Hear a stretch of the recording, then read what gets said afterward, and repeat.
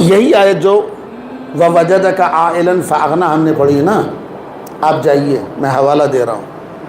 اہل سنت کے بہت بڑے مفسر ہیں فخر الدین رازی، انہوں نے تفسیر لکھی، اس کا نام ہے تفسیر کبیر۔ آخری جلد اسی سورے کی اسی آیت کی تفسیر میں یہ روایت ہے، وہ بیان کرتے ہیں فخر الدین رازی اس آیت کی تفسیر کرتے وقت، ایک دن پیغمبر اسلام باہر سے آئے، گھر کے اندر داخل ہوئے تو اترا ہوا چہرہ تھا، آنکھیں ڈبڈبائی ہوئیں، جسم لہو لہان۔ جناب خدیجہ نے مسکرا کے استقبال کیا، فرمایا سرکار کیا بات ہے، آپ اتنا پریشان کیوں ہیں، آپ نے مزمحل کیوں ہیں، آپ اتنے رنجیدہ کیوں ہیں؟ پیغمبر اسلام نے فرمایا خدیجہ، مکے میں قحط پڑا ہے، مخلوقات خدا بھوک سے مر رہی ہے، میرے پاس اتنی دولت نہیں ہے کہ ان بھوکوں کو کھانا کھلا سکوں، ان کی جان بچا سکوں۔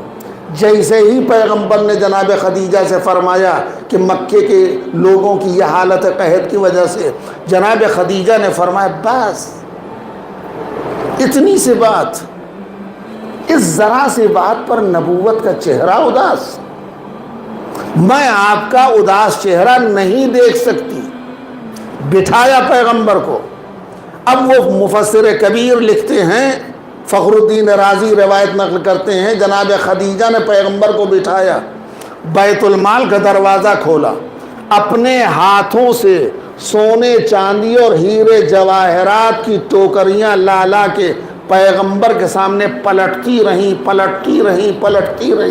اتنا بڑا پہاڑی ٹیلا کھڑا کر دیا خدیجہ نے سونے چاندی اور ہیرے جواہرات کا۔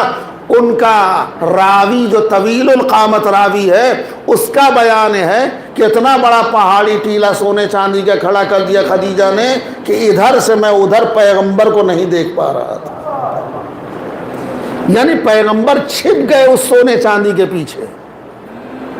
اتنا بڑا پہاڑی ٹیلا کھڑا کر دیا جناب خدیجہ نے کہ ادھر سے ہم ادھر پیغمبر کو نہیں دیکھ پا رہے۔ یہ سب لانے کے بعد خدیجہ نے پیغمبر سے فرمایا یہ ساری دولت لے جائیے اور مکے والوں میں بانٹ دیجیے، یہ ساری دولت لے جائیے غربا میں، فقیروں میں تقسیم کر دیجیے۔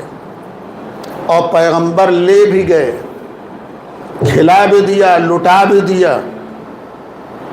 ایک سوال کروں آپ سے، ساری دولت خدیجہ نے پیغمبر کو دی اور پیغمبر نے لٹا دیا، کھلا دیا، لیکن کسی تاریخ سے پوچھ کے بتائیے کسی دن خدیجہ نے ایک پیسے کا حساب مانگا ہو؟